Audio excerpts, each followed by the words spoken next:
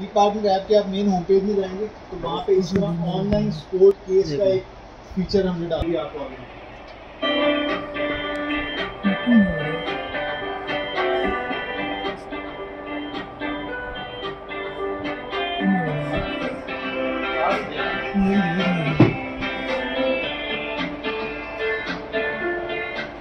हो गया, बस हो गया, वो बस कनेक्ट हो गया। बंद हो गया इंटरनेट, वाईफाई डिस्कनेक्ट हो गया, चेक करेंगे।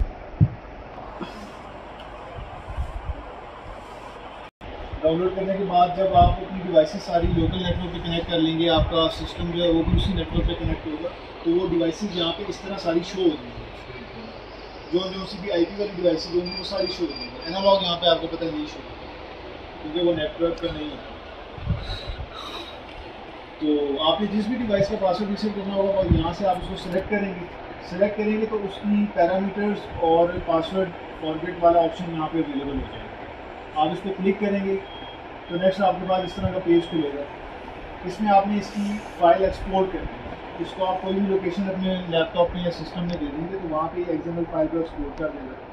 उस XML फाइल को अगर आप ईमेल भेजना चाह रहे हैं तो आप एज इट इज़ ईमेल में अटैच करके ईमेल भेज देंगे sport.pk@hikvision.com। लेकिन अगर आप ई पार्टनर वाला फीचर यूज़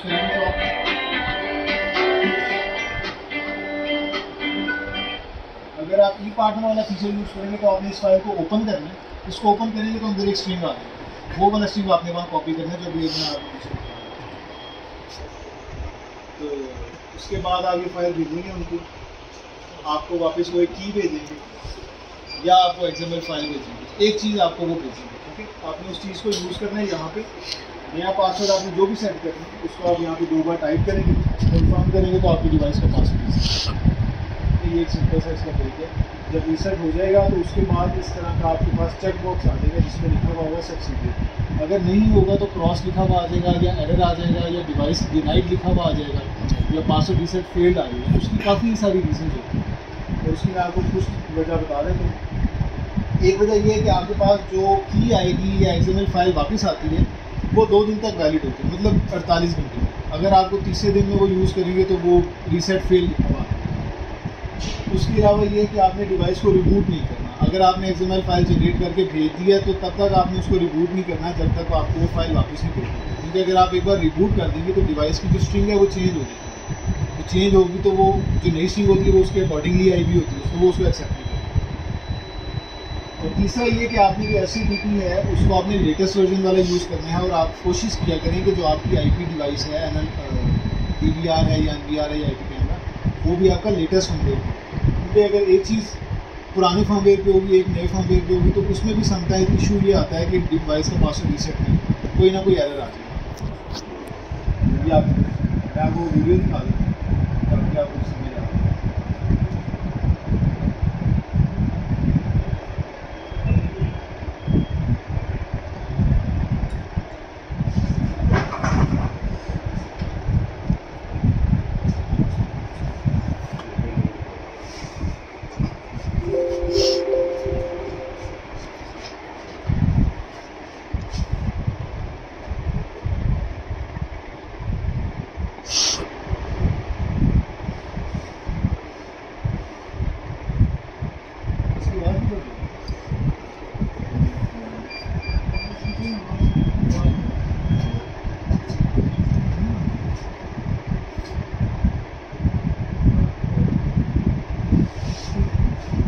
जा तुम जा।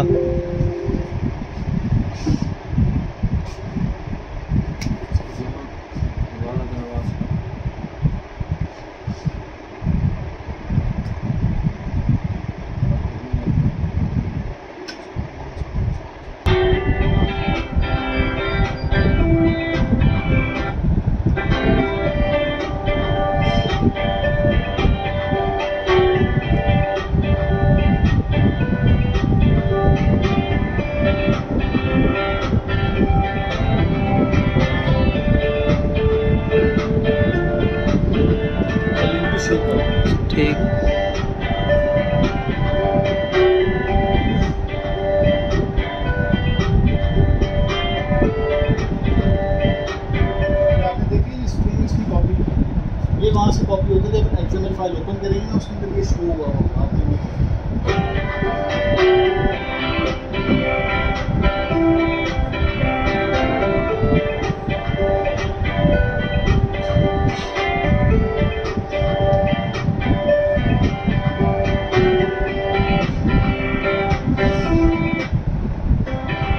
रिप्लाई आएगा ना एक्विजन की तरफ से, वो इस तरह का आएगा कि इसके ऊपर यहाँ पे या तो की मेंशन होगी या यहाँ पे एक्सएमएल फाइल मेंशन होगी, तो आपने इस क्लाउड पे क्लिक करना तो ये डाउनलोड हो जाएगी।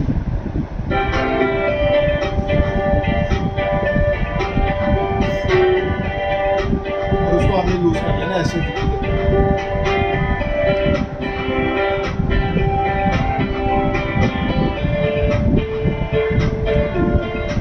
यही फाइल या ये एक्सएमएल फाइल या वो जो की है वो आप अपनी ईमेल पे या किसी कस्टमर की ईमेल को डायरेक्ट भी भेजना चाहते हैं तो आप यहीं पे ईमेल भी एंटर करेंगे और सेंड करेंगे, वो ईमेल पे भी चलेगा।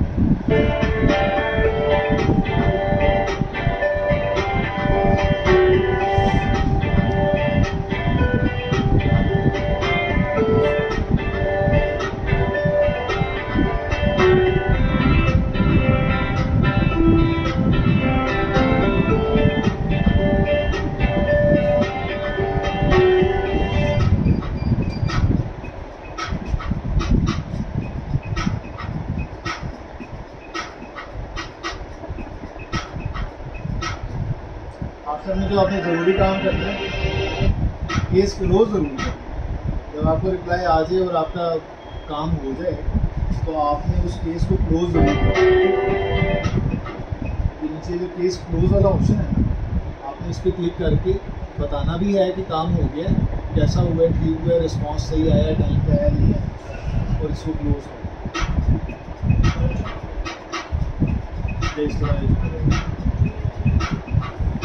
ठीक है। इसमें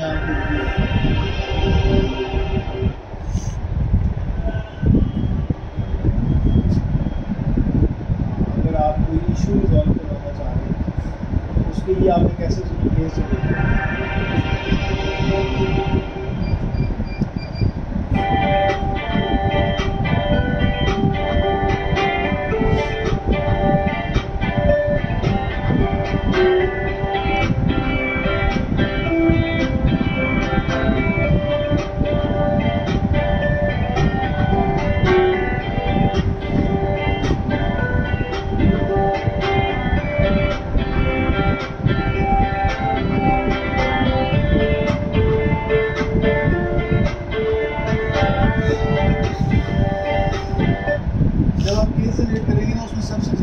है कि आपको जितनी भी डिवाइस की डिटेल है वो आपको सारी देनी पड़ेगी, ताकि जो टीम आगे बैठी है उसको पता हो कि आप कौन सी डिवाइस यूज़ कर रहे हैं, उसका फर्मवेयर वर्जन क्या है, ताकि वो उसके हिसाब से आपको बता सके कि इशू इसमें क्या पॉसिबिलिटी हो सकती है।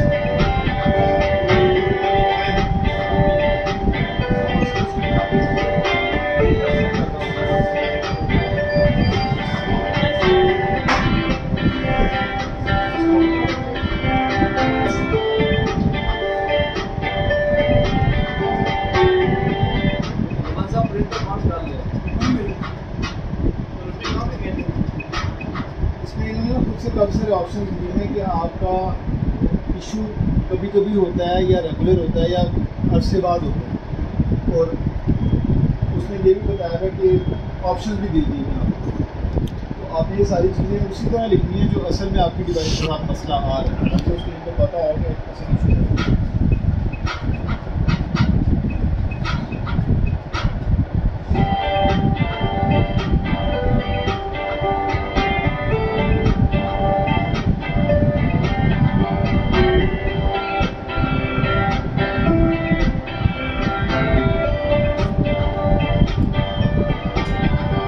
पिक्चर्स भी लगा सकते हैं, फॉर एग्जाम्पल इमेज ख़राब आ रहा है उसका तस्वीर लेके यहाँ पे लगा सकते हैं। जो आपको 10 मिनट बेसिकली फ़ोन पे समझाने में उनको लगेंगे ना, वही कहानी आप यहाँ लिख के भेजें, वो आपको सोल्यूशन बता दें।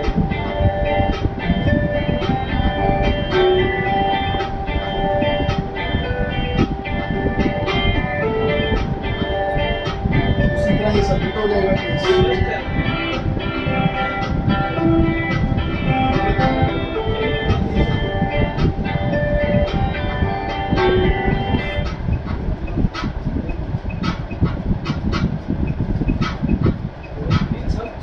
अब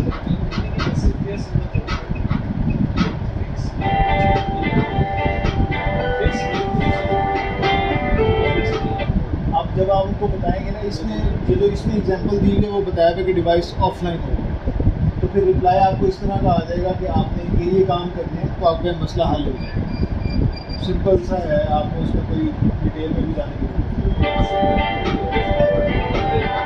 तो उन्होंने कहा होगा वही चीज़ आपने DVR के अंदर जाकर कर सकते हैं।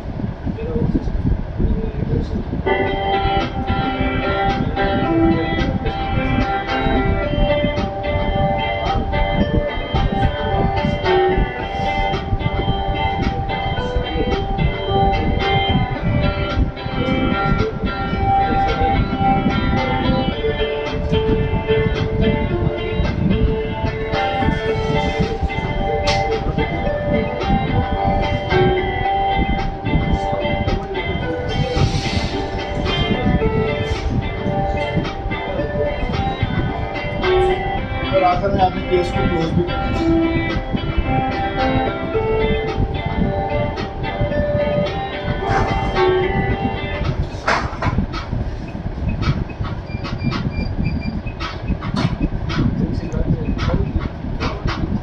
सिंपल एक वे है कि आपके जो भी मसले मसाइल आते हैं डिवाइस में, आप बजाय इसके कि ईमेल करें या एक आसान तरीका बता दिया उन्होंने, जहाँ भी है एप्लीकेशन में आपने जाना है।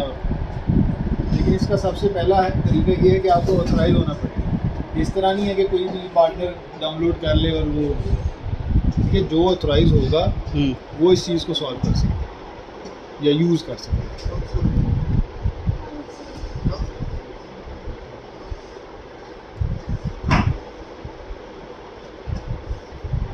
अच्छा, उसके अलावा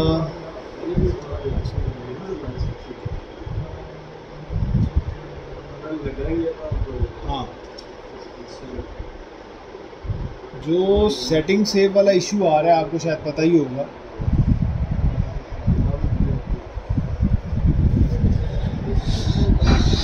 सेटिंग या पैरामीटर जिसमें सेव नहीं करता, ये हमारे बेसिकली एक पूरा कंटेनर आया था उस डिवाइस की मैन्युफैक्चरिंग के अंदर एक फॉल्ट था जिसकी वजह से वो टाइम सेव नहीं करता था, सेटिंग सेव नहीं करता। तो उसके हमने हेडक्वार्टर से पूछ के तो हल निकाले थे कि हम वो चीज़ें डिवाइसेस के ऊपर अप्लाई करें, तो काफ़ी हद तक मसले हल हो गए। जो नहीं हल हुए, जो आज भी मसले आते हैं, तो उस केस में फिर हम कस्टमर को फ्री एक्सचेंज दिलवा देते हैं इंडी की तरफ से। अब ये वाले जो मॉडल है ना, इसमें कुछ पुराने भी हैं, F1N वाले और F1 वाले और K1 वाले भी हैं जिनके अंदर इशू आ रहे हैं। ये एक मॉडल है जो हल नहीं होता जिसका मसला। तो हम क्या करते हैं, जब भी डेट एंड टाइम का या पैरामीटर नॉट सेव वाला इशू आता है तो हम सबसे पहले डिवाइस का फर्मवेयर अपग्रेड करवाते हैं। हम उससे कोशिश करवाते हैं कि वो लेटेस्ट फर्मवेयर भी करे, ताकि अगर पुराने फर्मवेयर होने की वजह से वो चीज़ मसले में आ रही है तो वो चीज़ हल हो जाए। अगर उससे मसला हल नहीं होता तो हम दूसरा जो कस्टमर को कहते हैं कि वो चीज़ चेक करे, वो डिवाइस को ओपन करके उसके अंदर जो सेल है उसका वोल्टेज चेक करे। आमतौर पे जो नया सेल होता है उसका 3.1 3.2 के करीब वोल्टेज है, लेकिन ये आपको पता है क्योंकि रिचार्जेबल नहीं होता, टाइम के साथ साथ इसकी वोल्टेज कम होती है, तो वो होते होते 2.8 2.6 2.5 तक आ जाती है।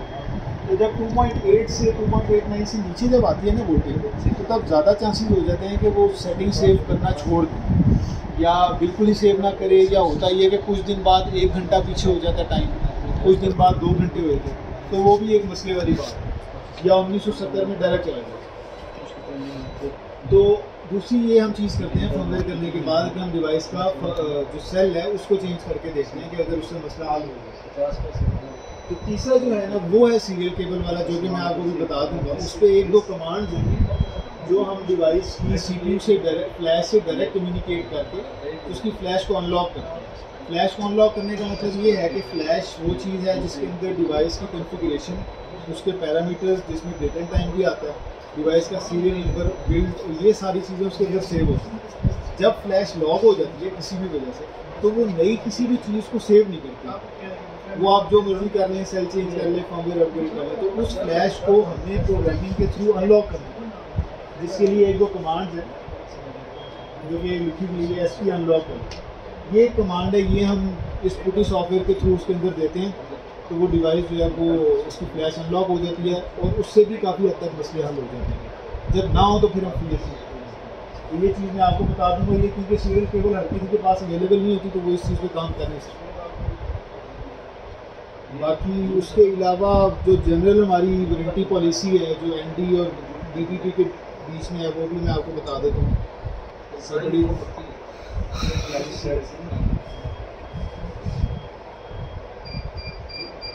आम तौर पे जो वारंटी जिन चीज़ों से ख़राब हो जाती है ना डिवाइस की, उसमें सबसे पहले ये आता है कि जो डिवाइस का सीरियल नंबर है या जो स्टिकर लगा हुआ है, वो अगर उस डिवाइस से फट जाए या उतार दे तो फिर डिवाइस की सीरियल जो वारंटी है वो आउट हो जाए। तो ये आप कस्टमर को भी बताया करिए, ये भी आपको पता होना चाहिए। अगर उसका जिस तरह ये पीटीवी कैमरा है या रूम कैमरा है, इसका शीशा टूट गया या क्रैक आ गया, वो भी वारंटी में नहीं आता कि जो केबल है वो कट गई है किसी वजह से, या टूट गया इसका कोई बैग जो स्पोर्ट है वो टूट गई है, या RJ45 कनेक्टर खास तौर पर ये अगर टूट जाए इसमें जंग लग जाए तो ये वारंटी में फिर काउंट नहीं है। ये फिर आपको खुद ही कस्टमर को सपोर्ट करना पड़ेगा, आपको एनडी चीज़ में सपोर्ट नहीं करेगा। इसके अलावा जो PCB बोर्ड है उस पर कोई बर्निंग हो जाए या सारा जल जाए या थोड़ा बहुत जल जाए, वो भी आउट ऑफ वारंटी हो जाए। और वो इसीलिए होता है कि हम सप्लाई इस तरह की लगा देते हैं जो ज़्यादा एम्पेयर वाली होती है या उसकी वोल्टेज ज़्यादा होती है, जो बेसिकली आईक्यूजन ने रेकमेंड नहीं की। या कोई बोर्ड खोल के खुद से उसको कोई कारीगर बन जाए तो वो भी आउट ऑफ वारंटी हो जाए। या आमतौर पर एक और होता है कि इंस्टॉलेशन के वक्त वो जो RJ45 के ऊपर जो कैप लगी होती है वो नहीं लगाते, जिसकी वजह से पानी चला जाता है। तो इन सारी चीज़ों से वारंटी जो है ना वो वाइड हो जाती है, वो फिर आउट ऑफ वारंटी होती है। तो ये आप कस्टमर्स को खुद भी बताया करें और कोशिश किया करें कि आप उस चीज़ को फॉलो करें ताकि आपको एनडी की तरफ से कोई मसला ना हो वारंटी के। तो ये चंद चीज़ें हैं। बाकी मैंने अपना नंबर आपसे शेयर कर दी है। अगर आपको कॉन्फ़िगरेशन में या कोई और किसी भी हवाले से फॉल्ट आता है या आपको समझ नहीं आ रही कि डिवाइस कैसे सही होगी या आपसे होगी भी या नहीं होगी, उस हवाले से ये है कि आप मेरे से पूछ लिया करें, तस्वीर भेज दी या मुझे व्हाट्सएप पे मैसेज करके पूछ लिया कि इसमें क्या हल हो सकता है। जिस तरह वाईफाई वाले फर्मवेयर हमारे जो आए हैं अभी K1 सीरीज़ के लिए, तो वो अक्सर कस्टमर्स की कंप्लेन आती है कि फर्मवेयर अपग्रेड नहीं होता। तो वो होता क्या है कि कस्टमर्स ने उससे आगे के फर्मवेयर ऑलरेडी उसमें अपग्रेड किया हुआ होता है, वो फर्मवेयर हैं ज़रा थोड़े से पुराने। तो आपको पता है कि जब लेटेस्ट फर्मवेयर हुआ हो तो पिछला फर्मवेयर नहीं होता, वो करने के लिए हमें सीरियल केबल यूज़ करनी पड़ती है। तो इस तरह के जो भी मसले हैं आप मेरे से पूछें, मैं इंशाल्लाह आपको साथ साथ गाइड करता रहूँगा। रिपेयरिंग के हवाले से यही है। बाकी जो SC/SC की ट्रेनिंग है वो आपको समझ भाई थोड़ी सी करवाएंगे और एग्ज़ाम होगा आपको, उसके बाद फिर आपको चलो भाई आ जाओ आपका